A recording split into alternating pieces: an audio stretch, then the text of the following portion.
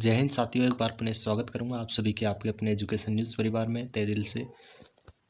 राजस्थान में दोस्तों एक और नई भर्ती पूर्व प्राथमिक भर्ती परीक्षा का जो नोटिफिकेशन है वो 10/1/2025 को जारी किया गया था।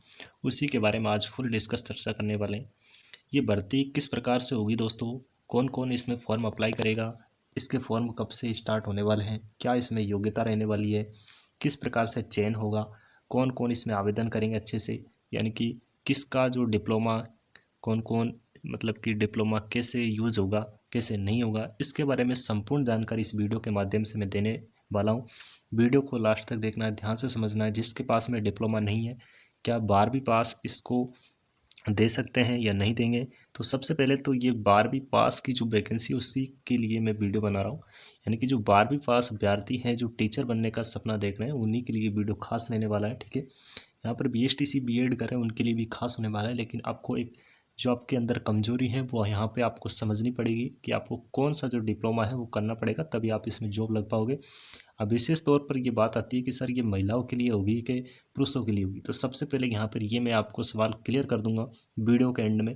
पहले आपको इसको अच्छे से समझ लेना है, वीडियो को ध्यान से देखना है और जितना हो सके उतना आपको इसको अच्छे से समझना है, क्योंकि इसकी जो भर्ती परीक्षा है दोस्तों, ये भर्ती परीक्षा जो NEP हो रही है अभी नई शिक्षा नीति 2020 के अनुसार इस भर्ती परीक्षा को लगभग इसका जुलाई में नोटिफिकेशन यानी कि जुलाई में इसकी एग्ज़ाम होने की संभावना है।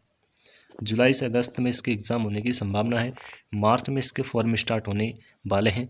ठीक है, तो इसका जो नोटिफिकेशन है आप देख सकते हैं 10/1/2025 को आता है, जिसमें स्पष्ट लिखा है कि जो भारत के संविधान के अंदर 309 के परंतु जो प्रयोग करते राजस्थान शिक्षा विभाग ने 2021 को इसका नोटिफिकेशन जारी किया और इन नियमों को यानी कि पूर्व प्राथमिक परीक्षा के तहत देख सकते हैं आप यहाँ पे ये पूर्व प्राथमिक भर्ती परीक्षा से संबंधित इस भर्ती परीक्षा को जोड़ा जाएगा।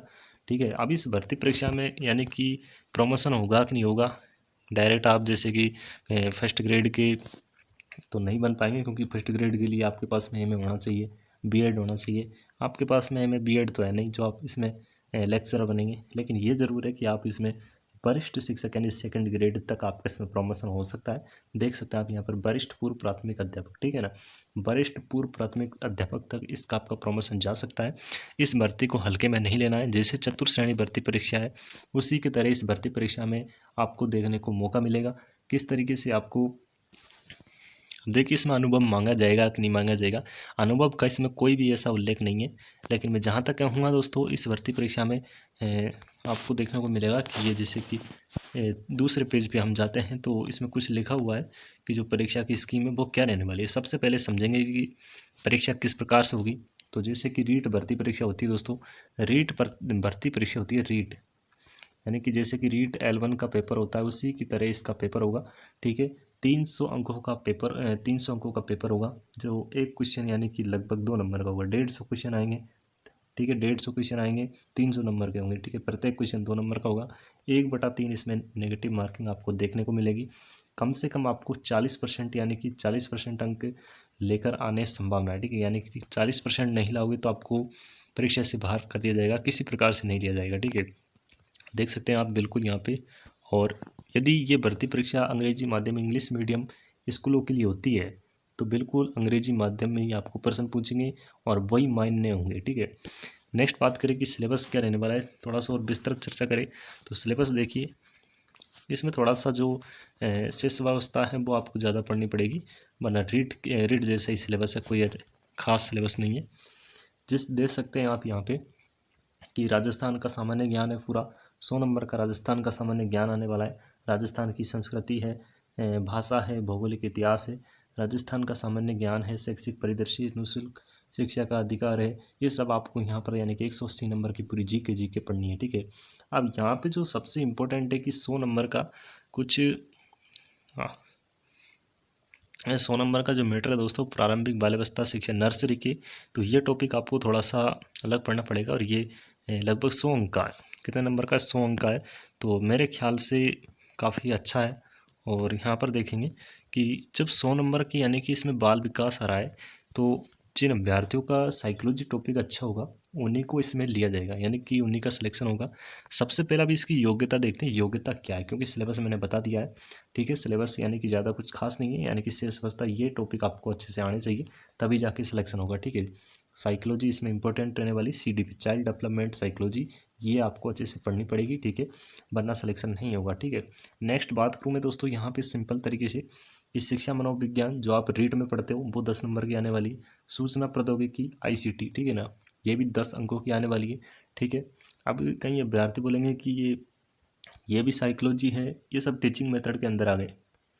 टीचिंग मेथड के यानी कि जो शेष अवस्था है उससे संबंधित ज़्यादा मैटर पढ़ना पड़ेगा। ठीक है, तो सबसे पहले यहाँ पे बात करेंगे कि इसके लिए योग्यता क्या है, क्योंकि सबसे पहले कोई भी एग्ज़ाम होता है तो उसके लिए कोई ना कोई योग्यता होनी चाहिए। ठीक है, तो आपकी सबसे पहले योग्यता दोस्तों 18 से और 40 के बीच में आपकी योग्यता होनी अनिवार्य है। ठीक है, 18 से 40 वर्ष के बीच में आपकी योग्यता होनी चाहिए, यानी कि एज इतनी होनी चाहिए। अब OBC कैंडिडेट हो चाहे SC हो ST हो, उनके लिए लगभग 5 साल की छूट है इसमें, तो 45 वर्ष है तो भी चलेगा। ठीक है, नेक्स्ट बात करें कि योग्यता में नेक्स्ट टॉपिक है हमारा, एक तो आपके पास में 12वीं पास होना चाहिए, प्लस में आपके पास में NTT का डिप्लोमा, या फिर ये नहीं NTT का डिप्लोमा तो वर्तमान में ECCE ये डिप्लोमा चल रहा है, और यही जिसके पास में होगा उसी का सिलेक्शन होगा। समझ रहे हो बात को, NTT का डिप्लोमा वर्तमान में बंद कर दिया है, और जिसके पास में ये ECC का डिप्लोमा होगा, ठीक है आप समझ रहे हो, उसी का सिलेक्शन होगा इस भर्ती परीक्षा में। यदि आप ECC का डिप्लोमा चाहते हो कि मैं 3 महीने में या 6 महीने में प्राप्त कर लूँ, तो कोई भी आपको जो यूनिवर्सिटी बनाकर देगी वो हो सकता है आपको फेक दे दे, रियल नहीं दे। तो इसके लिए सबसे पहले मैं बताना चाहूँगा कि आपको जो ECC का डिप्लोमा है, ये ECC का डिप्लोमा हमारे कुरुक्षेत्र हरियाणा की तरफ से, कुरुक्षेत्र हरियाणा की जो एक मान्यता प्राप्त है NIOS द्वारा, आपने सुना होगा इस यूनिवर्सिटी का नाम एमएक्स यूनिवर्सिटी के द्वारा ECC का सर्टिफिकेट आपको बिल्कुल 3 महीने में बना कर देंगे हम। ठीक है, आप हमारे मोबाइल नंबर, यहाँ पर डिस्क्रिप्शन में मोबाइल नंबर दे दूँगा, टेलीग्राम चैनल है उस पर आपको ज्वाइन हो जाना है, और वहाँ से आपको बिल्कुल ये बनवा लेना है। सबसे पहले बात करें कि सर इसमें बनाने का कितना खर्चा आएगा सर्टिफिकेट, तो 10,000 रुपये लगेंगे। ठीक है, ये कम से कम है 10,000 रुपये, और बाकी यूनिवर्सिटी का खर्चा आ जाता है 1 से 2,000 वहाँ पे जाने का, क्योंकि सर्टिफिकेट लेकर जाना है। अब इसके लिए सबसे पहले जैसे कि आप सर्टिफिकेट बनवा रहे हो, जैसे कि ECC का डिप्लोमा बनवाओगे, तो ECC का डिप्लोमा बनवाने के लिए सबसे पहले आपको 10वीं की मार्कशीट प्लस 12वीं की मार्कशीट, ठीक है, ग्रेजुएशन कर रखी है तो ग्रेजुएशन की मार्कशीट, एक फ़ोटो, ठीक है, अपने सिग्नेचर और फीस। ठीक है, ये आपको ऑनलाइन जमा करवाने, किसको करवाओगे, वो जमा करवाने जिस पर आपको व्हाट्सअप मैसेज आएगा उसी पर उस मोबाइल नंबर पर आपको ये डॉक्यूमेंट भेजना है, आप मुझे मैसेज करना। और जहाँ पर जो इसकी जो ब्रांच है, इसकी एक और ब्रांच है, उस ब्रांच का नाम है 12 ज़िले की एक सेंटर है विकास कंप्यूटर क्लासेस। ठीक है, यहाँ पर इसकी ब्रांच है तो एमएक्स यूनिवर्सिटी की, तो वो आपको इसी का डिप्लोमा बनाकर दे देंगे। विशेषकर ये डिप्लोमा है वो महिलाओं के लिए। अब जानकर आपको बड़ी हैरानी होगी कि सर पुरुषों के लिए क्यों नहीं है, तो सबसे पहले मैं बताना चाहूँगा कि मेरा भाई पुरुषों के लिए अभी तक इसमें कोई ऐसा लागू नहीं किया है, लेकिन जहाँ तक संभावना है पुरुषों के लिए भी ऐसी कुछ करेंगे, हम कोशिश कर रहे हैं कि पुरुषों के लिए भी ECC का डिप्लोमा मान्य किया जाए।